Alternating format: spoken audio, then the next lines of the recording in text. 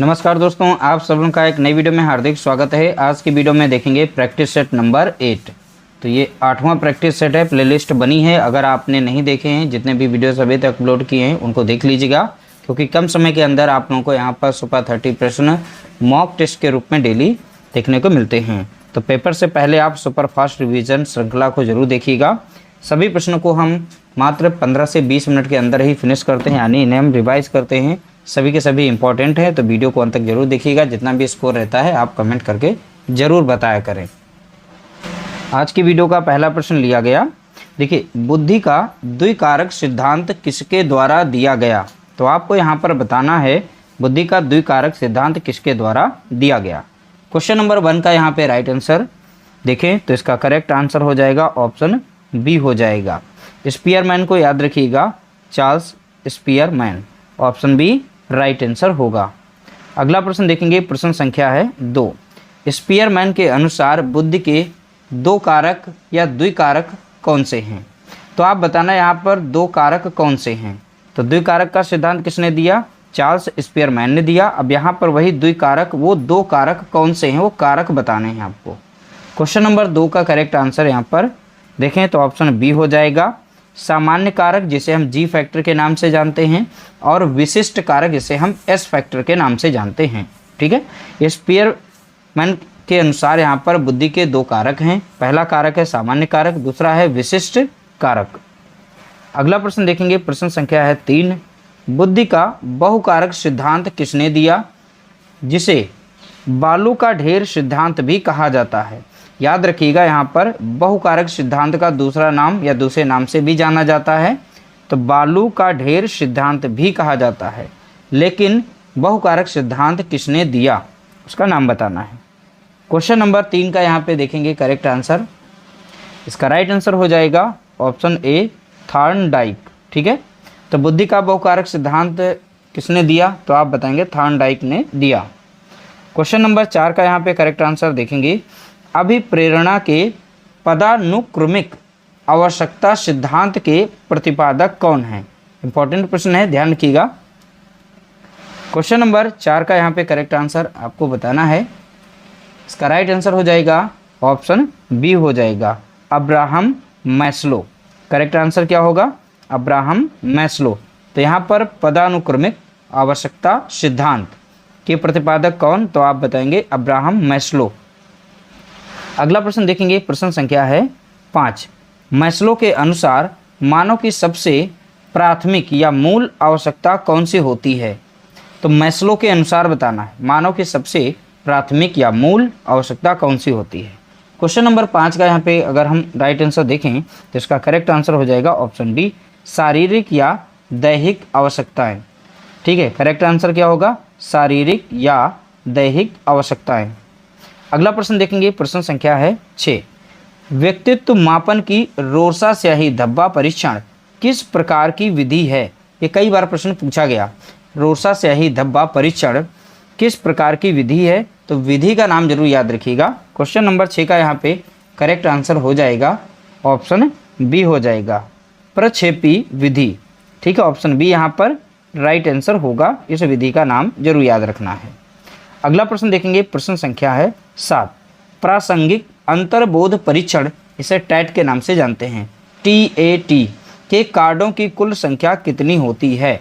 तो टैट के कार्डों की कुल संख्या का नाम बताना है, यानी संख्या कितनी होती है संख्या बतानी है।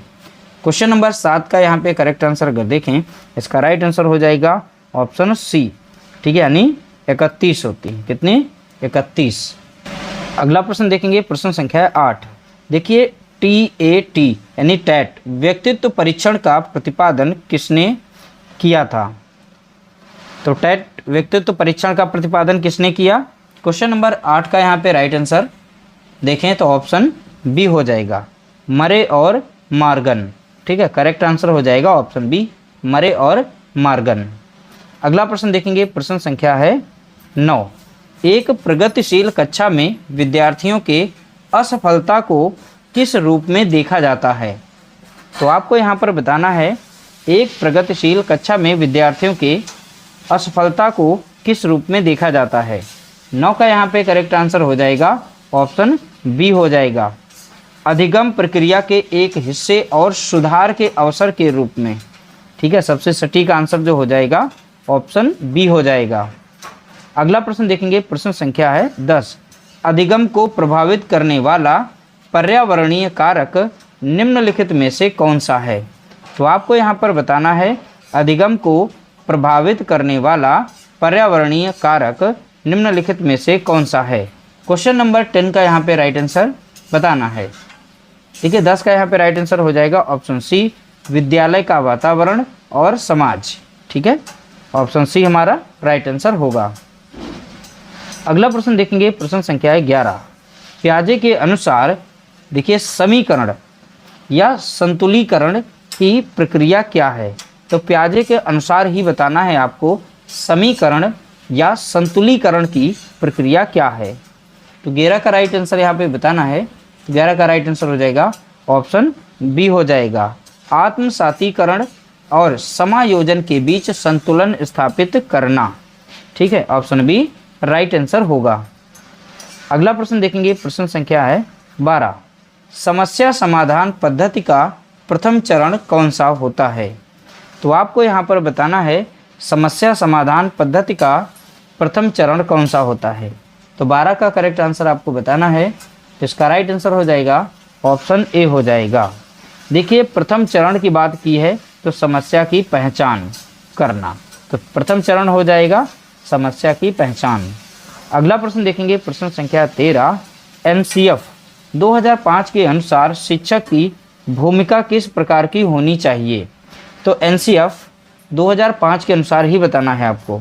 तो 13 का यहाँ पर राइट आंसर अगर देखें तो ऑप्शन बी हो जाएगा। देखिए, सुविधादाता या सुगमकर्ता। ठीक है, तो शिक्षक की भूमिका किस प्रकार होनी चाहिए? देखिए, सुविधादाता या सुगमकर्ता के रूप में। अगला प्रश्न देखेंगे, प्रश्न संख्या है 14।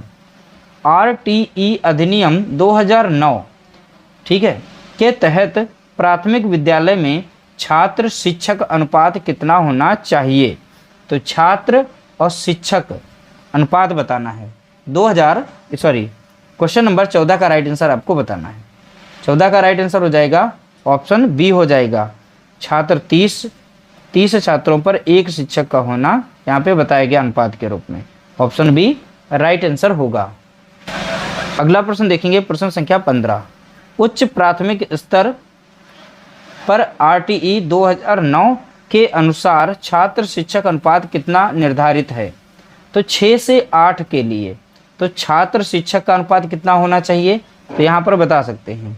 तो 15 का यहाँ पे राइट आंसर अगर हम देखें, इसका राइट आंसर हो जाएगा ऑप्शन सी, 35 छात्रों पर एक शिक्षक। कितने? 35 छात्रों पर एक शिक्षक। अगला प्रश्न देखेंगे, प्रश्न संख्या है 16। अनुभव और प्रशिक्षण के कारण व्यवहार में होने वाला अस्थायी परिवर्तन ही अधिगम है, यह परिभाषा किसने दी? क्वेश्चन नंबर 16 का राइट आंसर आपको बताना है। देखिए, 16 का राइट आंसर हो जाएगा ऑप्शन बी हो जाएगा, गेट्स व अन्य। तो यह परिभाषा किसके द्वारा दी गई? गेट्स के द्वारा। अगला प्रश्न देखेंगे, प्रश्न संख्या 17। देखिए, सीखी गई क्रिया का अन्य समान परिस्थितियों में उपयोग किया जाना क्या कहलाता है? कोई एक क्रिया सीखी गई, तो सीखी गई क्रिया का अन्य समान परिस्थितियों में उपयोग किया जाना क्या कहलाता है? क्वेश्चन नंबर 17 का यहाँ पे राइट आंसर देखेंगे। 17 का राइट आंसर हो जाएगा ऑप्शन ए हो जाएगा, अधिगम का स्थानांतरण। तो राइट आंसर क्या होगा? अधिगम का स्थानांतरण। क्वेश्चन नंबर 17 का राइट आंसर हो जाएगा ऑप्शन ए। अगला प्रश्न देखेंगे, प्रश्न संख्या है 18। जब पूर्व का सीखा हुआ ज्ञान नए ज्ञान को सीखने में बाधा उत्पन्न करता है तो इसे किस प्रकार का स्थानांतरण कहते हैं? क्वेश्चन नंबर 18 का यहाँ पे राइट आंसर आप बताएंगे। देखिए, 18 का राइट आंसर हो जाएगा ऑप्शन बी हो जाएगा, ये ऋणात्मक या नकारात्मक स्थानांतरण कहलाता है। अगला प्रश्न देखेंगे, प्रश्न संख्या है 19। सूक्ष्म शिक्षण के अंतर्गत प्रतिपुष्टि के लिए कितना समय निर्धारित है? क्वेश्चन नंबर 19 का यहाँ पे राइट आंसर बताना है। देखिए, क्वेश्चन नंबर 19 का राइट आंसर हो जाएगा ऑप्शन डी हो जाएगा 6 मिनट। Right answer 6 minute. अगला प्रश्न देखेंगे, प्रश्न संख्या 20। बाल विकास की किस अवस्था को स्वर्ण काल या अनोखा काल कहा जाता है? तो आपको बताना है बाल विकास की किस अवस्था को स्वर्ण या अनोखा काल कहा जाता है। तो 20 का यहाँ पे राइट आंसर हो जाएगा ऑप्शन बी हो जाएगा बाल्यावस्था को। किसे कहा जाता है? बाल्यावस्था। देखिए यहाँ पर राइट आंसर था ऑप्शन बी। अगला प्रश्न देखेंगे, प्रश्न संख्या है 21। देखिए, थॉर्नडाइक के अनुसार जब कोई बालक किसी कार्य को सीखने के लिए मानसिक रूप से तैयार होता है तो वह उसे जल्दी सीखता है। यह सीखने का कौन सा नियम है? Question number 21। तो 21 का यहाँ पर राइट आंसर देखेंगे तो ऑप्शन सी हो जाएगा तत्परता का नियम। ये कौन सा नियम है? तो आप बताएंगे तत्परता का नियम। अगला प्रश्न देखेंगे, प्रश्न संख्या 22। निम्नलिखित में से कौन सा नियम थॉर्नडाइक के सीखने का मुख्य नियम नहीं है? अब देखिए, थॉर्नडाइक के सीखने का मुख्य नियम नहीं है तो नहीं शब्द लगने से वो नहीं वाला पहचानना है। ठीक है, क्वेश्चन नंबर 22 का यहाँ पे करेक्ट आंसर अगर हम देखें तो ऑप्शन सी हो जाएगा। तो अभ्यास का नियम नहीं है। कौन सा? अभ्यास का नियम। बाकी यहाँ पर तत्परता का नियम, आंशिक क्रिया का नियम, प्रभाव का नियम, ये तीनों हैं। अगला प्रश्न देखेंगे, प्रश्न संख्या है 23। क्रिया प्रसूत अनुबंधन सिद्धांत के अनुसार व्यवहार को आकार देने में सबसे महत्वपूर्ण भूमिका किसकी होती है? क्वेश्चन नंबर 21 का यहाँ पे राइट आंसर बताएंगे। देखिए, क्रिया प्रसूत अनुबंधन सिद्धांत के अनुसार व्यवहार को आकार देने में सबसे महत्वपूर्ण भूमिका किसकी होती है? देखिए, 23 का यहाँ पर राइट आंसर हो जाएगा ऑप्शन बी हो जाएगा पुनर्बलन। ठीक है, तो ऑप्शन बी राइट आंसर। अगला प्रश्न देखेंगे, प्रश्न संख्या है 24।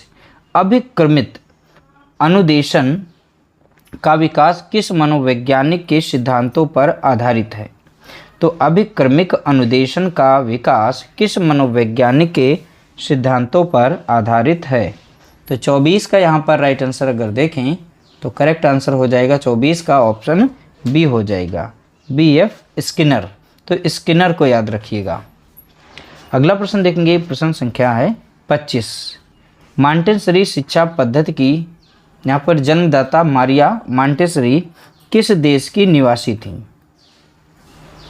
देखिए, 25 का यहाँ पर राइट आंसर हो जाएगा ऑप्शन सी हो जाएगा इटली देश की थी। कहाँ की? इटली। अगला प्रश्न देखेंगे, प्रश्न संख्या है 26। निदानात्मक परीक्षण का मुख्य उद्देश्य क्या होता है?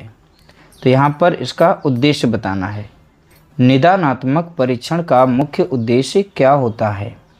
26 का यहाँ पर राइट आंसर हो जाएगा ऑप्शन बी छात्रों की अधिगम संबंधी कठिनाइयों और कमियों के कारणों का पता लगाना। ठीक है, तो ऑप्शन बी हमारा सटीक आंसर होगा। अगला प्रश्न देखेंगे, प्रश्न संख्या 27। निदानात्मक परीक्षण के बाद कमियों को दूर करने के लिए जो शिक्षण दिया जाता है उसे क्या कहते हैं? क्वेश्चन नंबर 27 का यहाँ पर राइट आंसर हो जाएगा ऑप्शन बी उपचारात्मक शिक्षण। क्या कहलाएगा? तो आप बताएंगे उपचारात्मक शिक्षण। अगला प्रश्न देखेंगे, प्रश्न संख्या है 28। जो बालक अपनी आयु के सामान्य बालकों की तुलना में शैक्षिक रूप से पिछड़ जाते हैं उन्हें क्या कहा जाता है? क्वेश्चन नंबर 28 का यहाँ पर राइट आंसर हो जाएगा ऑप्शन डी पिछड़े बालक कहलाते हैं। क्या कहलाएंगे? पिछड़े बालक।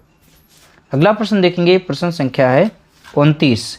हकलाने या तुतलाने वाले बच्चों के लिए किस प्रकार की थेरेपी सबसे अधिक उपयोगी होती है? क्वेश्चन नंबर 29 का यहाँ पर राइट आंसर देखिए, इसका करेक्ट आंसर हो जाएगा वाक चिकित्सा। तो यहाँ पर ऑप्शन बी हमारा करेक्ट आंसर हो जाएगा।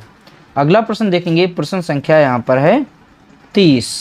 समावेशी शिक्षा मानती है कि हमें डैश को के अनुरूप बदलना है। अब इसमें से कौन सा ऑप्शन बिल्कुल सही बैठेगा इसमें, ये बताना है। क्वेश्चन नंबर 30 का यहाँ पे राइट आंसर देखेंगे तो 30 का राइट आंसर हो जाएगा ऑप्शन ए व्यवस्था और बच्चे। तो हमें यहाँ पर व्यवस्था, ठीक है, तो व्यवस्था को, ठीक है, बच्चे के अनुसार, बच्चे के अनुरूप बदलना है। तो अब ये सेंटेंस हमारा कंप्लीट हुआ जो कि ये प्रश्न का उत्तर बनाती है। जैसे समावेशी शिक्षा मानती है कि हमें व्यवस्था को बच्चे के अनुरूप बदलना है, ठीक है। जो सबसे सटीक इसमें ऑप्शन सही था वो ऑप्शन ए सही था। इस तरह से हमने सुपर 30 प्रश्नों को देखा। यहाँ पर सुपर 30 में कितने प्रश्न आपके सही हो पा रहे हैं कमेंट करना चाहें तो कर सकते हैं। बाकी वीडियो अगर अच्छा लगा हो तो लाइक करना और शेयर करना। मिलते हैं नई वीडियो के साथ, तब तक के लिए नमस्कार, जय हिंद, जय भारत।